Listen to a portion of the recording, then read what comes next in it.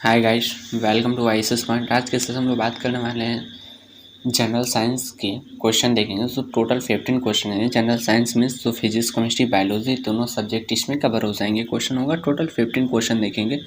उससे पहले बता दें, जो लोग चैनल पर नए हैं तो चैनल को like, share, subscribe and comment ज़रूर करें। चलिए हम लोग एक क्वेश्चन को देखते हैं। जो हम लोग का फर्स्ट क्वेश्चन है, ल्यूमेन। ल्यूमेन किसका मात्रक है? ल्यूमेन किसका मात्रक है? इसमें 4th ऑप्शन है। पहला ऑप्शन है ज्योति तीव्रता का, ज्योति फ्लक्स का, कि उपरोक्त दोनों का, कि इनमें से कोई नहीं। तो इसमें हम लोग का ऑप्शन सेकंड सही है। इसमें हम लोग का क्या ऑप्शन सेकंड सही है, ज्योति फ्लक्स का मात्रक है। क्या ल्यूमेन किसका मात्रक है? ज्योति फ्लक्स का मात्रक है। फिर हम लोग क्वेश्चन सेकंड देखते हैं। क्वेश्चन सेकंड है, मात्रकों की अंतर्राष्ट्रीय पद्धति कब लागू की गई थी? ये 1969 में लागू की गई थी, कि 1971 में, कि 1983 में, कि 1991 में?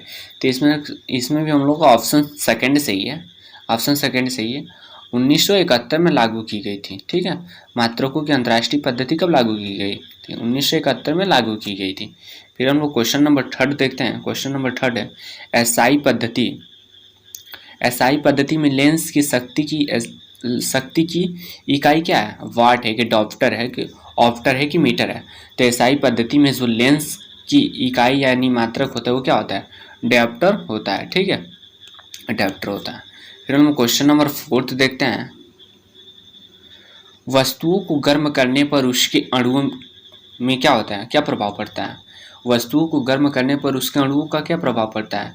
ऑप्शन फर्स्ट है कि चाल बढ़ जाएगी, कि ऊर्जा कम हो जाएगी, कि भार बढ़ जाएगी, कि भार घट जाएगी। तो इसमें हम लोग का ऑप्शन नंबर क्या होगा? ऑप्शन फर्स्ट सही है, कि चाल बढ़ जाएगी। चाल बढ़ जाएगी। जब वस्तुओं को गर्म किया जाता है तो उसकी चाल की क्या होती है? वृद्धि होती है, चाल बढ़ जाती है। फिर हम लोग क्वेश्चन नंबर फिफ्थ देखते हैं। इनमें से कौन सा ऊष्मा का मात्रक नहीं है? इसमें कौन सा ऊष्मा का मात्रक नहीं? कैलोरी नहीं है, कि किलोमीटर नहीं है, कि जूल नहीं है, कि डिग्री सेल्सियस नहीं है? इनमें से कौन सा ऊष्मा का मात्रक नहीं है? तो कैलोरी क्या है? कैलोरी भी हम लोग का ऊष्मा का मात्रक होता है। ठीक है, किलो कैलोरी भी ऊष्मा का मात्रक होता है, जूल भी ऊष्मा का मात्रक होता है, लेकिन जो डिग्री सेल्सियस होता है ऊष्मा का मात्रक नहीं होता। ठीक है, इनमें से कौन सा ऊष्मा का मात्रक नहीं है? डिग्री सेल्सियस ऊष्मा का मात्रक नहीं है। ऑप्शन नंबर इसमें डी करेक्ट है। फिर हम लोग क्वेश्चन नंबर 6 देखते हैं। पराश्रव्य तरंगे वे ध्वनि तरंगे हैं जिनकी आवृत्ति क्या होती है? 20 हर्ट्ज और 10 हर्ट्ज के 20 हर्ट्ज और 1000 हर्ट्ज के बीच होती है, या 1000 हर्ट्ज और 20,000 हर्ट्ज के बीच होती है। ठीक है, या 20 हर्ट्ज से लेके 20 किलो हर्ट्ज से अधिक होती है, या 20 हर्ट्ज से कम होती है। तो इसमें ऑप्शन हम लोग का क्या होगा? ऑप्शन इसमें हम लोग का सी सही है। ठीक है, इसमें हम लोग का ऑप्शन सी सही है, 20 किलो हर्ट्ज से अधिक होती है। ठीक है, प्रश्रव्य ध्वनि जो होती है जिनकी आवृत्ति 20 किलो हर्ट्ज से क्या होती है? अधिक होती है। फिर हम लोग क्वेश्चन नंबर 7 देखते हैं। ध्वनि का तत्व किस पर निर्भर करता है? ध्वनि का तत्व किस पर निर्भर करता है? आवृत्ति पर करता है, कि तीव्रता पर करता है, कि वेग पर करता है, कि आयाम पर करता है? तो जो ध्वनि का तत्व किस पर निर्भर करता है? आवृत्ति पर, के तीव्रता पर, के वेग पर, के आयाम पर? तो हम लोग का किस पे करता है? इसमें ऑप्शन फर्स्ट सही है, आवृत्ति पर निर्भर करता है। ध्वनि का तत्व किस पर निर्भर करता है? आवृत्ति पर निर्भर करता है। फिर हम लोग क्वेश्चन नंबर 8 देखते हैं। प्रकाश का तरंग सिद्धांत किसके द्वारा प्रस्तावित किया गया था? प्रकाश का तरंग सिद्धांत किसके द्वारा प्रस्तावित किया गया था? तो इसमें ऑप्शनल क्वेश्चन है। जो पहला ऑप्शन है न्यूटन के द्वारा, कि हाइगेंस के द्वारा, कि प्लांक के द्वारा, कि फैराडे के द्वारा? तो इसमें ऑप्शन हम लोग का सेकंड सही है, हाइगेंस के द्वारा क्या किया गया था? प्रकाश का सिद्धांत प्रस्तावित किया गया था। किसके द्वारा? हाइगेंस के द्वारा। हम लोग क्वेश्चन नंबर 9 देखते हैं। प्रकाश विद्युत प्रभाव प्रतिपादित किसने किया था? प्रकाश विद्युत प्रभाव किसने प्रतिपादित किया था? यह ऑप्शनल क्वेश्चन है। ये भी देखिए, इसमें ऑप्शन फर्स्ट है कॉम्पटन, और दूसरा ऑप्शन है मैक्सवेल, तीसरा ऑप्शन है आइंस्टाइन, और चौथा ऑप्शन है न्यूटन। तो इसमें हम लोग का ऑप्शन नंबर थर्ड सही है, आइंस्टाइन। ठीक है, इसमें ऑप्शन हम लोग का क्या है? थर्ड सही है आइंस्टाइन। ठीक है, आइंस्टाइन ने प्रतिपादित किया। ठीक है, प्रकाश विद्युत प्रभाव को प्रतिपादित किसने किया था? आइंस्टाइन ने प्रतिपादित किया था। अब हम लोग क्वेश्चन नंबर 10 देख लेते हैं। बिजली के बल्ब का फिलामेंट किस तत्व का बना होता है? कापर का बना होता है, कि आयरन का बना होता है, कि लेड का बना होता है, कि टंगस्टन का बना होता है? तो ये शायद इस सबको पता होगा किसका बना होता है। क्वेश्चन नंबर ऑप्शन नंबर इसमें डी सही है, टंगस्टन का बना होता है। क्या टंगस्टन का क्या बना होता है? बिजली के बल्ब का जो फिलामेंट्स होता है वो किसका बना होता है? टंगस्टन का बना होता है। फिर हम लोग क्वेश्चन नंबर 11 देख लेते हैं। क्वेश्चन नंबर 11 है, बिजली के बल्ब से हवा पूरी तरह से क्यों निकाल दी जाती है?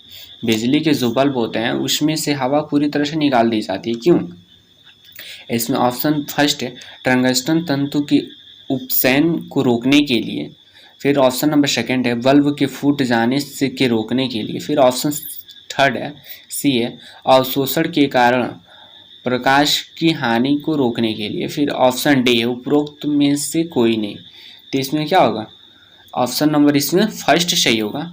टंगस्टन तंतु को उपचयन को रोकने के लिए क्या होता है? बिजली के बल्ब में से हवा को पूरी तरह से क्या कर दिया जाता है? निकाल दिया जाता है। फिर हम लोग क्वेश्चन नंबर 11 देखते हैं। चुंबकीय क्षेत्र का मात्रक क्या है? चुंबकीय क्षेत्र का मात्रक क्या होता है? गॉस होता है कि वेबर होता है? गॉस होता है कि वेबर होता है कि हेनरी होता है कि डोमेन होता है? तो जो चुंबकीय क्षेत्र का मात्रक होता है वो होता है क्या होता है?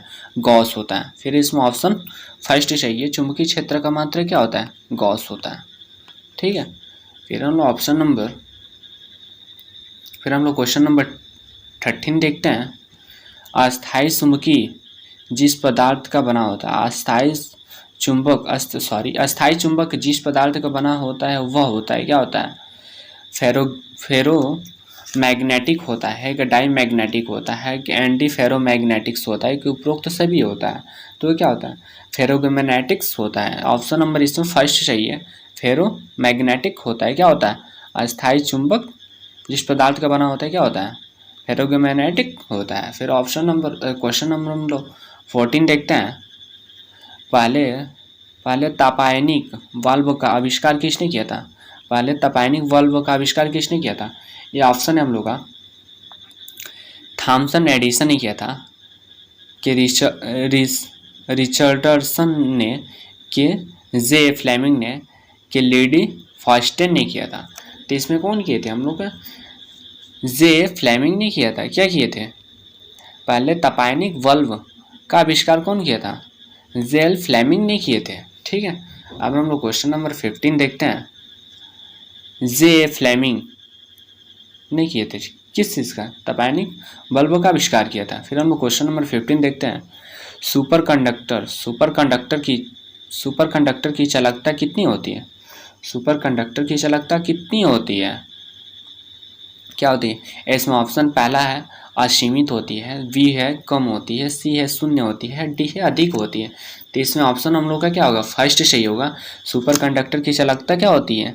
असीमित होती है। सुपरकंडक्टर की चालकता क्या होती है? असीमित होती है। असीमित क्या होती है? सुपरकंडक्टर की चालकता होती है। फिर हम लोग क्वेश्चन नंबर 16 देखते हैं। एक प्रकाश वर्ष की दूरी होती है, एक प्रकाश वर्ष की दूरी होती है, ये क्या होती है? 3 × 10⁸ किलोमीटर होती है, कि 9.46 × 10⁻10 मीटर किलोमीटर होती है, कि 9.46 × 10⁻12 किलोमीटर होती है, कि 9.46 × 10⁻15 किलोमीटर होती है। तो इसमें हम लोग का ऑप्शन नंबर सी सही है, 9.46 × 10⁻12 किलोमीटर होती है। क्या होती है? एक प्रकाश वर्ष की दूरी होती है। ठीक है, फिर हम लोग क्वेश्चन नंबर 17 देखते हैं। एक एंग्स्ट्रॉम में कितने मीटर होते हैं? एक एंग्स्ट्रॉम में कितने मीटर होते हैं? क्या होता है? एक एंग्स्ट्रॉम में 10⁻−10 मीटर होता है, कि 10⁻2 मीटर होता है, कि 10⁻10 मीटर होता है, कि 10⁻7 मीटर होता है? जो एक एंग्स्ट्रॉम में कितना मीटर होता है? 10⁻10 मीटर होता है। एक एंग्स्ट्रॉम में कितना मीटर होता है? 10⁻10 मीटर होता है। और यहीं आपसे पूछा जा सकता है कि 1 मीटर में कितना एंग्स्ट्रॉम होता है? तो 1 मीटर में जो एंग्स्ट्रॉम होता है 10⁻10 मीटर होता है। ठीक है, एक एंग्स्ट्रॉम में कितना मीटर होता है? 10⁻10 मीटर होता है। सॉरी, एक एंग्स्ट्रॉम में कितने मीटर होता है? 10⁻10 मीटर होता है। लेकिन यही आपसे पूछा 1 मीटर में कितना एंग्स्ट्रॉम होता है, तो 10⁻10 एंग्स्ट्रॉम होता है। ठीक है, फिर हम लोग क्वेश्चन नंबर 18 देखते हैं। कौन सी धातु विद्युत की कुचालक है? कौन सी धातु विद्युत की कुचालक है? इसमें ऑप्शन फर्स्ट टीन है कि कॉपर है कि लेड है कि निकेल है। तो विद्युत के जो कुचालक होते हैं वो क्या होते हैं? लेड होते हैं। विद्युत के कुचालक क्या है? लेड है। लेड क्या है? विद्युत का कुचालक है। ठीक है, लेकिन ये भी क्या है? धातु है। फिर हम क्वेश्चन नंबर 19 देखते हैं। स्टेनलेस स्टील एक मिश्र धातु है जबकि वायु है एक। स्टेनलेस स्टील एक मिश्र धातु है जबकि वायु है एक। क्या है? मिश्रण है, यौगिक है, तत्व है कि विलयन है? तो ये क्या है हम लोग का? मिश्रण है। इसमें ऑप्शन नंबर फर्स्ट चाहिए, मिश्रण है। मिश्रण क्या है? स्टेनलेस स्टील एक मिश्र धातु है। ठीक है, फिर हम लोग क्वेश्चन नंबर 20 देखते हैं। परमाणु के नाभिक का आकार होता है, परमाणु के नाभिक का आकार होता है कितना होता है? 10⁻10 मीटर होता है कि 10⁻9 मीटर होता है, 10⁻5 मीटर होता है कि 10⁻15 मीटर होता है? तो इसमें हम लोग का ऑप्शन नंबर इसमें फोर्थ सही है। परमाणु के नाभिक का आकार कितना होता है? 10⁻15 मीटर होता है। ठीक है, परमाणु के नाभिक का आकार कितना होता है? 10⁻15 मीटर होता है। ठीक है, अब क्वेश्चन नंबर 21 देख लेते हैं हम लोग। जेम्स चैडविक ने निम्न में से किसकी खोज की थी? तो जेम्स चैडविक ने किसकी खोज किए थे? इलेक्ट्रॉन का खोज किए थे, प्रोटॉन का खोज किए थे कि न्यूट्रॉन का खोज किए कि मिलास का खोज किए थे? तो हम लोग का किए थे न्यूट्रॉन का खोज किए थे। न्यूट्रॉन का खोज कौन किया था? न्यूट्रॉन किसका खोज किए थे? न्यूट्रॉन किसका खोज किए थे? वो किए थे जेम्स चैडविक। ठीक है, न्यूट्रॉन का खोज किसने किया था? जेम्स चैडविक ने किए थे। ठीक है, फिर हम क्वेश्चन नंबर 22 देख लेते हैं। रेडियो धर्मिकता की खोज किसने की थी? रेडियो धर्मिकता की खोज किसने की थी? ऐसे फर्स्ट ऑप्शन है रदरफोर्ड ने किए थे, हेनरी बेकरेल ने किए थे, कि रोयजन टेन ने की थी, और कि रोय टेंजेंट ने की थी, कि आइंस्टाइन ने की थी? तो इसमें हम लोग का क्या होगा? जो रेडियो धर्मिकता की खोज किसने की थी? ये किए थे हेनरी बेकरेल ने किए थे। हेनरी बेकरेल किसके खोज किए थे? वो किए थे रेडियो एक्टिव धर्मिकता की खोज कौन किए थे? हेनरी बेकरेल ने किया था। फिर हम क्वेश्चन नंबर 23 देख लेते हैं। रेडियो धर्मी तत्व किसका उत्सर्जन करती है? रेडियो धर्मी तत्व किसका उत्सर्जन करती है? परावैंगनिक किरणों का करती है कि अल्फा बीटा तथा गामा विकिरण की करती है कि रेडियो तरंगे करती है कि अवरक्त तरंगे की करती है? तो इसमें ऑप्शन हम लोग का सेकंड सही है। रेडियो धर्मी किसका उत्सर्जन करती है? तो अल्फा बीटा तथा गामा विकिरण की उत्सर्जन करती है। ठीक है, फिर हम लोग क्वेश्चन नंबर 24 देख लेते हैं। हाइड्रोजन के रेडियो सक्रिय समस्थानी को कहते हैं। हाइड्रोजन के रेडियो सक्रिय समस्थानी को कहते हैं, क्या कहते हैं? ड्यूट्रियम कहते हैं कि पोट्रियम कहते हैं कि रेडियम कहते हैं कि टाइटियम कहते हैं? तो हम लोग का क्या होगा? इसमें ऑप्शन हम लोग का फोर्थ सही है, टाइटियम कहते हैं। टाइटियम किसको बोलते हैं? हाइड्रोजन के रेडियो सक्रिय समस्थानी को क्या बोलते हैं? टाइटियम कहते हैं। फिर हम लोग ऑप्शन नंबर 25 देख लेते हैं।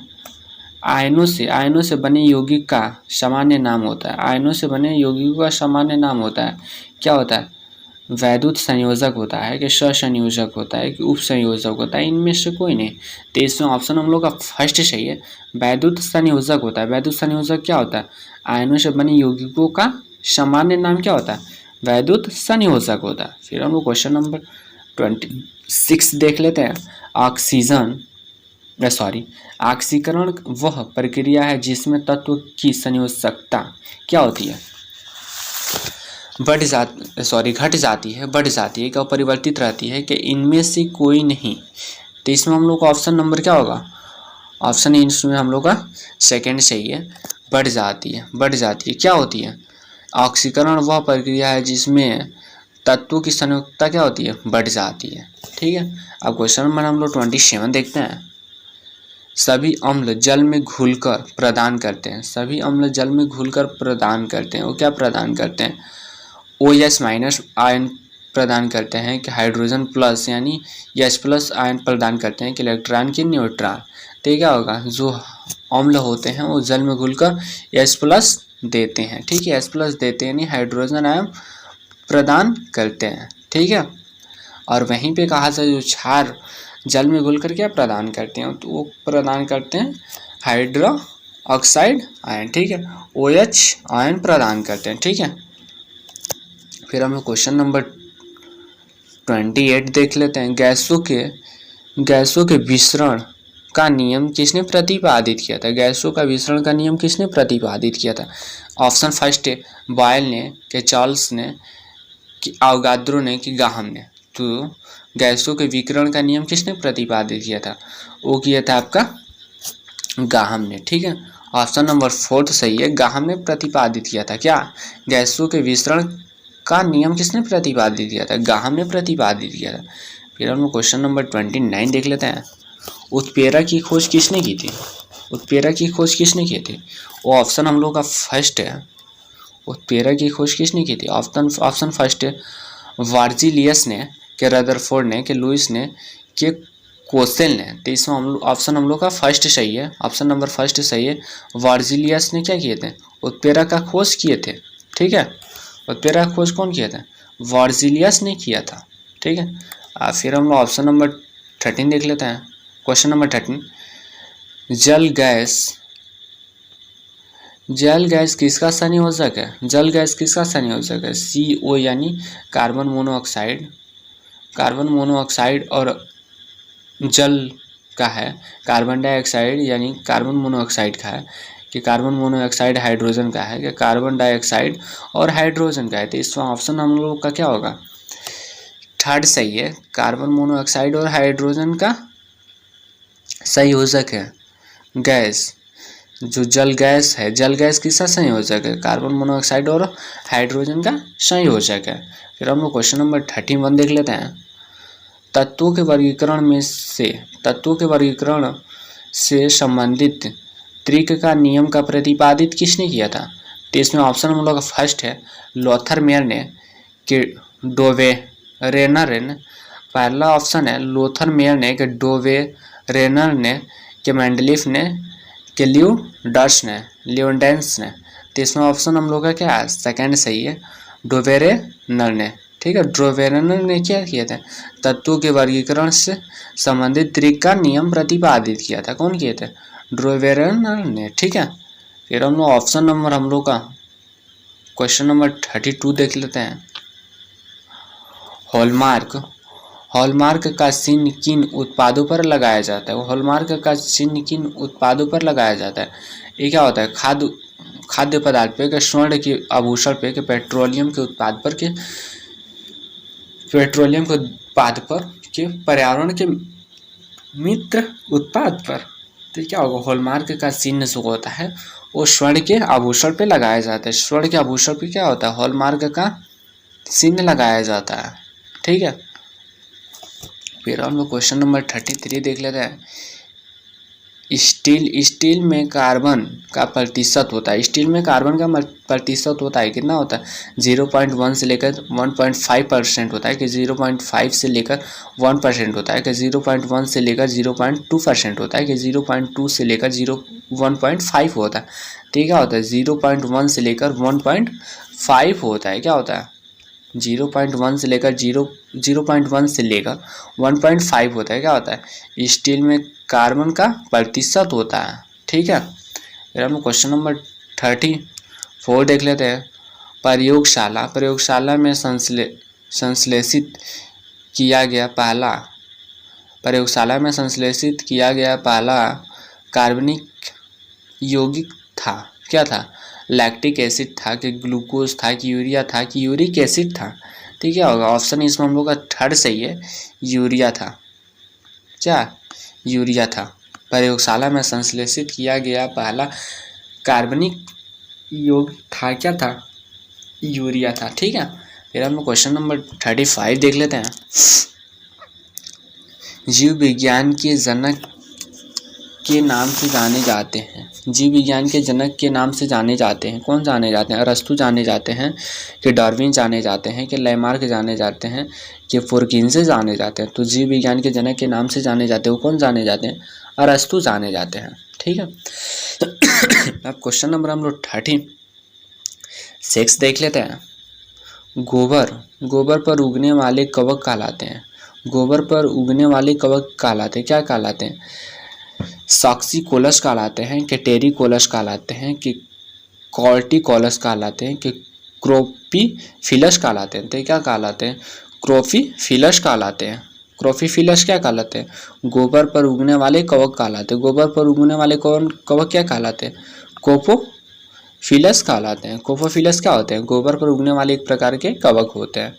फिर हम क्वेश्चन नंबर 37 देख लेते हैं। एक सत्य फल परिवर्धित होता है। एक सत्य फल परिवर्धित होता है, क्या होता है?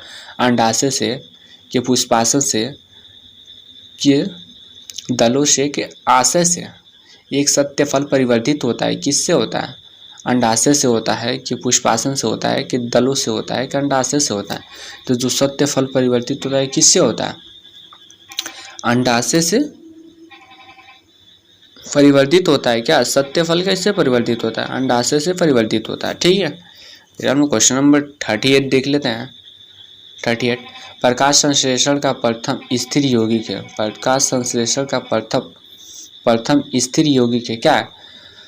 इसमें ऑप्शन हम लोग का है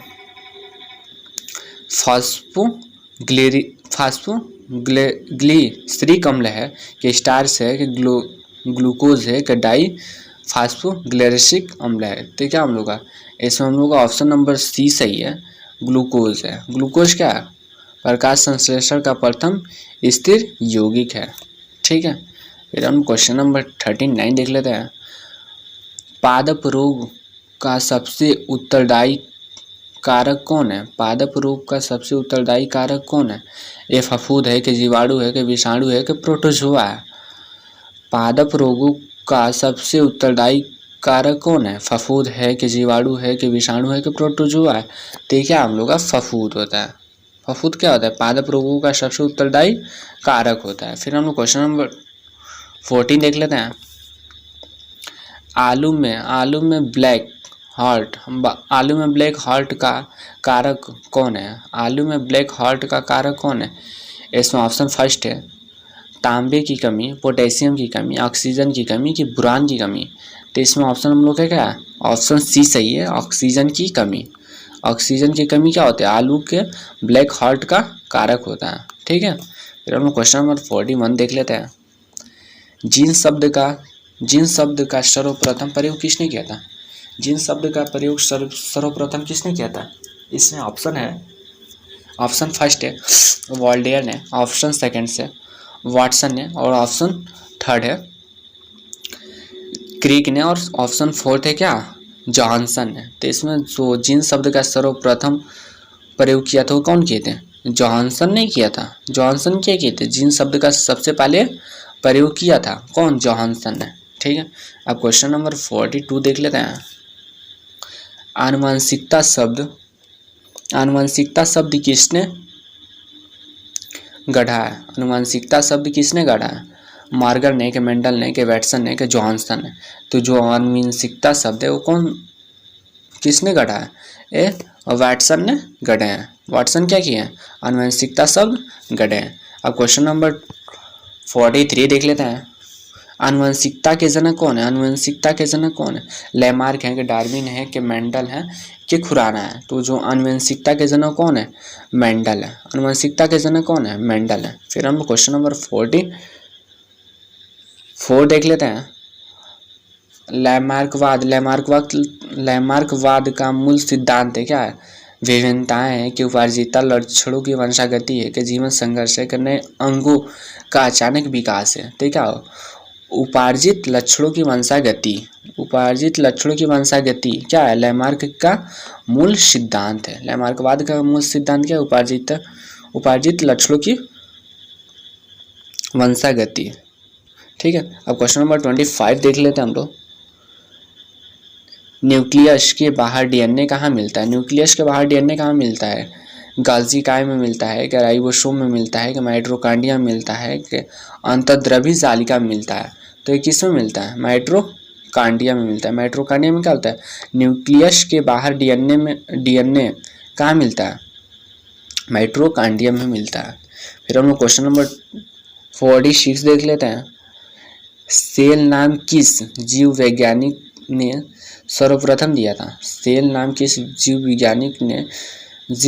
वैज्ञानिक ने सर्वप्रथम दिया था? फ्लेमिंग ने, कि नीवे हॉल्क ने, कि रॉबर्ट कुक ने, कि ब्राउन ने? तो कौन दिए थे?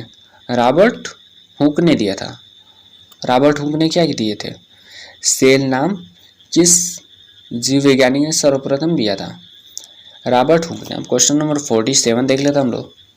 पारिस्थितिक शब्द को सर्वप्रथम प्रतिपादित करने का श्रेय किसको कहा जाता है? पारिस्थितिक शब्द को सर्वप्रथम प्रतिपादित करने का श्रेय किसको कहा जाता है?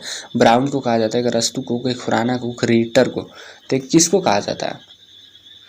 ये रीटर को कहा जाता है। ठीक है, रीटर को कहा जाता है। क्या कहा जाता है? पारिस्थितिक शब्द को सर्वप्रथम प्रतिपादित का श्रेय किसको कहा जाता है? रीटर को कहा जाता है। हम लोग क्वेश्चन नंबर 48 देख लेते हैं। पारिस्थितिक तंत्र शब्दावली किसने प्रस्तुत की थी? पारिस्थितिक तंत्र शब्दावली किसने प्रस्तुत की थी? वो फोवर्स ने की थी, कि वार्नाशुके ने की थी, कि थीनेमैन ने की थी, कि टेंसले ने की थी?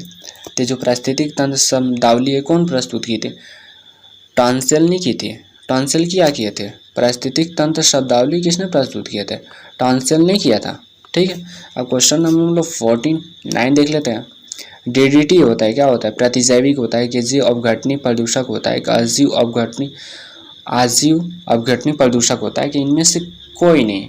तो क्या होता है? आजीव अपघटनी प्रदूषक होता है। कि ठीक है, अजीव अपघटनी प्रदूषक होता है। क्या होता है? डीडीटी अजीव अपघटनी प्रदूषक होता है। फिर हम लोग क्वेश्चन नंबर 15 देख लेते हैं। प्रोटीन का, जैसा कि देखिए हम लोग टोटल 15 क्वेश्चन देख लिए। अगर आप लोग चैनल पर नए हैं तो चैनल को like, share, subscribe and comments ज़रूर करें। ओके।